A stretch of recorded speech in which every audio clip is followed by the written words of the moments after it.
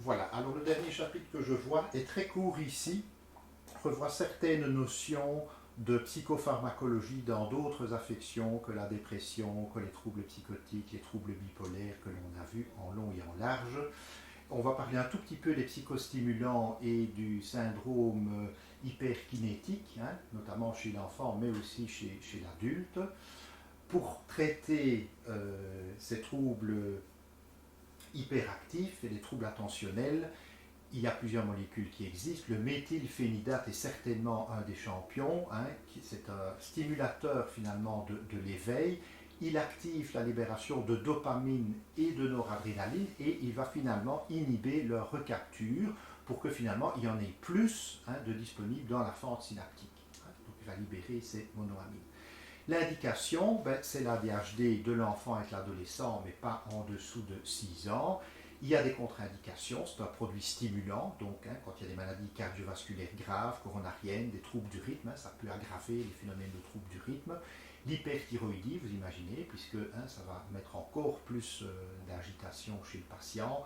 Syndrome de Gilles de la Tourette, par exemple, et puis lorsqu'il y a plutôt des troubles psychotiques, on sera plutôt très prudent avec ce genre de molécules qui peut alors plutôt même faire décompenser. Les bénéfices, ils sont à rechercher au niveau tant cognitif que comportemental, hein, donc amélioration, vigilance, attention, concentration, une certaine réduction de l'impulsivité. Vous savez qu'il y a vraiment cette dimension d'impulsivité exacerbée dans l'ADHD, ça peut aider à la réguler, hein, donc avec un bénéfice sur le plan comportemental. Il y a des effets indésirables qui sont de type amphétaminique, hein, des problèmes de sommeil, problèmes d'appétit, de l'irritabilité, augmentation de la tension artérielle.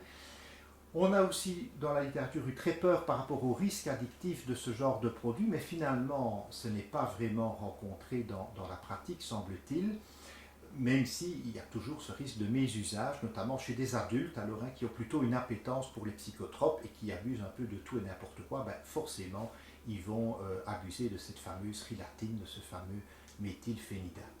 Les posologies sont en général de 20 à 40 mg par jour. Il existe sous plusieurs formes. Il y a la fameuse rilatine qui a une courte demi-vie, donc il faut souvent l'administrer plusieurs fois par jour. Alors, il y a la rilatine long-acting, si on veut, hein, qu'on administre alors une seule fois par jour. Il y a un autre médicament qui est le Concerta, qui est aussi du méthylphénidate, qu'on administre une fois par jour. Quelques mots alors sur les traitements des conduites addictives que nous allons voir de manière un peu résumée ici. Il y a plusieurs molécules qui peuvent essayer de gérer ces conduites addictives, qu'elles soient à l'alcool ou qu'elles soient aux substances. Hein. Notamment pour l'alcool, il y a le fameux Celincro, le nalméphène, qui a pour but d'essayer de réduire la consommation d'alcool chez des patients qui sont alcoolodépendants, avec une consommation d'alcool à risque élevé. Donc ici, l'idée, c'est bien d'essayer simplement de diminuer la quantité ingérée plutôt que d'aller vers l'abstinence totale. Donc on peut boire sous Celincro. Et donc l'idée, c'est de le prendre avant qu'on ne commence à boire. Donc si c'est le jeune cadre dynamique qui commence à boire lorsqu'il rentre du travail vers 5-6 heures, on va lui demander de prendre ce Celincro un peu avant pour éviter qu'il ne se défonce trop en soirée. C'est-à-dire qu'il va pouvoir continuer de boire, mais on espère qu'il boira moins. C'est un modulateur du système opioïde au niveau cortico-mésolimbique. C'est son mode d'action finalement. Alors il y a un autre produit historiquement qui est apparu bien avant le Celincro, c'est le fameux Campral, la camprosate. Ici, c'est un antagoniste partiel du récepteur NMDA glutamatergique. Et donc, c'est intéressant. Pourquoi? Parce que lorsqu'on fait un sevrage, rappelez-vous, l'alcool, comme les benzos, agit sur le système GABA.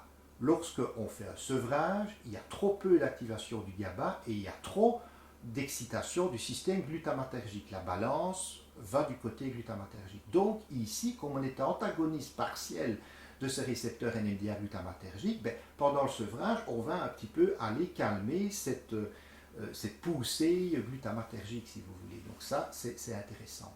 Ça stimule aussi les récepteurs GABA, et donc ça c'est intéressant puisqu'ils sont en déficit lorsqu'on se sevre d'alcool, et donc ça compense le déficit GABA lors de l'abstinence d'alcool. Un effet secondaire, c'est la diarrhée, mais maintenant, faut-il bien le dire, les résultats sont quand même assez mitigés et assez faibles dans la littérature. 18% en abstinence versus 7% dans un groupe placebo à 1 an. Les chiffres ne sont quand même pas très très bons. Bon, je ne dis pas que ça ne sert à rien, mais ce n'est quand même pas une forte efficacité comme on pourrait l'attendre.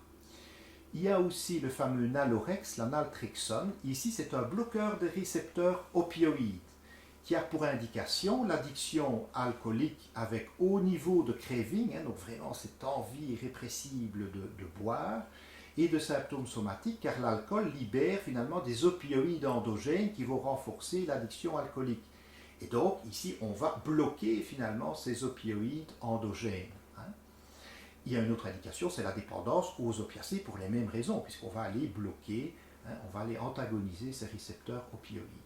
50 mg une fois par jour, les effets secondaires, c'est plutôt de la dysphorie, de la dépression, parfois de la fatigue, de l'anxiété, de l'irritabilité, parfois de la confusion chez certains patients. Si c'est administré au toxicomane qui prend des opiacés, le sevrage va être très rapide, puisqu'ici on va aller bloquer ces récepteurs aux opiacés, donc il risque d'avoir tous les signes d'un sevrage aux opiacés, nausées, vomissements, diarrhée, confusion, hallucinations, etc. Les contre-indications sont les maladies hépatiques et les patients qui sont sous analgésique opiacé. Alors nous avons l'antabuse. L'antabuse qui est un médicament un peu dangereux parce que si on boit dessus, on va développer une symptomatologie redoutable que vous voyez ici sous forme de rougeur, tachycardie, palpitations, dyspnée, hyperventilation, de l'anxiété, des nausées, des vomissements, des maux de tête, des vertiges, des douleurs abdominales. Et j'en passe, ça peut aller jusqu'à un état de choc, voire le décès, et donc ça peut devenir une urgence médicale et non plus psychiatrique. Donc il faut bien sûr informer le patient des risques, jusqu'à 14 jours après l'arrêt de traitement, s'il boit alors qu'il vient d'arrêter le traitement, il risque ce tableau-là. Mais chez certains patients, ça les aide vraiment en se disant, voilà, j'ai pris mon antabus le matin, je sais que je ne vais pas pouvoir m'arrêter au café en repassant après le boulot parce que sinon je vais être malade comme un chien, ça n'ira pas. Ça peut fonctionner chez certains patients, mais pas chez tous bien entendu. Et puis il y a un produit peut-être plus controversé qui est le lioresal, le baclofène. C'est un agoniste du récepteur GABA. Et donc on peut dire que c'est intéressant puisque dans le sevrage, il va avoir un déficit du système GABA, on l'a dit. Donc ici, on va aller renforcer ce système GABA pour rétablir la balance avec le système glutamatergique. Intérêt dans le maintien de l'abstinence alcoolique ou sa diminution drastique. Certains disent, sous baclofène, je consomme toujours, mais je bois beaucoup moins que lorsque je ne prends pas du baclofène. C'est un produit myorelaxant qui est utilisé beaucoup aussi en médecine physique, notamment lorsqu'il y a des contractions spastiques chez des patients après des AVC par exemple, ça peut tout à fait les aider. Mais dans le domaine de l'alcool, je dirais que c'est encore un peu controversé, il y a des partisans, il y en a qui sont contre, c'est un peu comme une entrée en religion pratiquement, il y en a qui y croient vraiment, il y en a d'autres qui attirent l'attention sur les effets secondaires potentiels et le risque de prendre de hautes doses, donc je n'en dis pas plus. Puis, si on s'éloigne un petit peu de l'alcool et qu'on va par exemple vers l'héroïne, il y a l'intérêt, vous le savez, de la méthadone, qui lui est un agoniste opiacé, donc il va quelque part mimer un peu l'héroïne, sauf qu'il a une courbe, vous voyez, qui est beaucoup plus étalée que l'héroïne, qui a une courbe beaucoup plus aiguë, qui fait d'ailleurs l'addiction. Ici, on enlève, on lisse très fort le pic que l'on a avec l'héroïne. Le but, c'est de diminuer les comportements antisociaux, de devoir voler pour se procurer la drogue, etc. et favoriser la réintégration sociale. Et puis, comme il y a plus ce pic, il y a moins cette sensation d'euphorie qui est recherchée grâce au pic que l'on obtient avec l'héroïne. Une fois par jour, on commence habituellement vers 20-30 mg par jour et on augmente progressivement de 10 mg tous les 2-3 jours jusqu'à la dose de maintenance qui est variable d'un individu à l'autre, rarement inférieure à 50 mg par jour, parfois, les patients de doses quand même astronomiques, jusqu'à 180 mg par jour. Les effets secondaires, c'est ceux qu'on peut avoir habituellement avec ce produit-là, donc c'est-à-dire des sueurs, de la sédation, de l'insomnie, de la dysphorie, une modification de l'humeur comme ça, de la confusion, voire dépression respiratoire, qui bien sûr est un danger. Si on prend des hautes doses de benzo sur de la méthadone, on déprime encore plus le centre respiratoire, on peut faire des arrêts respiratoires, ça peut être très dangereux.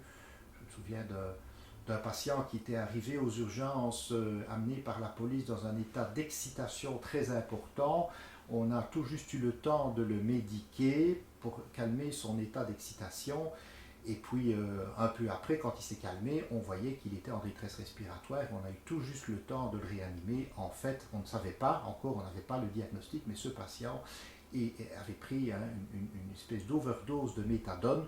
On aurait pu le voir si on avait fait attention. Il y a un signe, le myosis serré, qui peut aller dans le sens d'une intoxication aux opiacés. Donc regardez toujours bien les pupilles quand vous avez des états comme ça d'agitation qui arrivent aux urgences décompensées, parce que il faut éviter à ce moment-là de les médiquer, notamment avec trop de benzo, privilégier plutôt des neuroleptiques sédatifs, parce qu'on risque de déprimer le centre respiratoire et d'entraîner un arrêt respiratoire.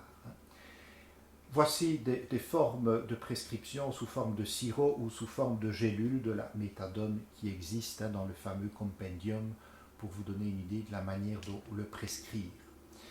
Il y a aussi le Subutex, la buprenorphine. C'est aussi, ici, c'est un agoniste partiel aux opiacés qu'on utilise aussi dans le traitement de substitution aux opiacés. Le but, c'est de diminuer de nouveau les comportements antisociaux et favoriser la réintégration sociale. On le prend une fois par jour, en comprimé par voie sublinguale, car il y a un effet de premier passage hépatique que l'on veut éviter. Il y a plusieurs formes de comprimés. Il ne produit pas l'euphorie, c'est un peu le même principe que la méthadone. Par contre, il y a parfois des toxicomanes qui vont aller se l'injecter en intraveineux. On peut avoir des phénomènes de nécrose hépatique, d'où délivrance sous une supervision médicale stricte. Attention, si on le combine avec des benzos, là aussi, comme on l'a dit pour la méthadone, ça peut déprimer le centre respiratoire.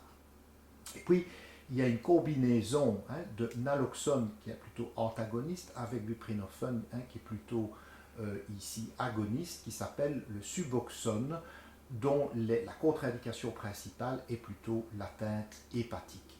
Voilà pour ces quelques notions de pharmacologie à la fois sur les traitements plus de la dépendance et aussi sur l'hyperactivité. Je vous remercie.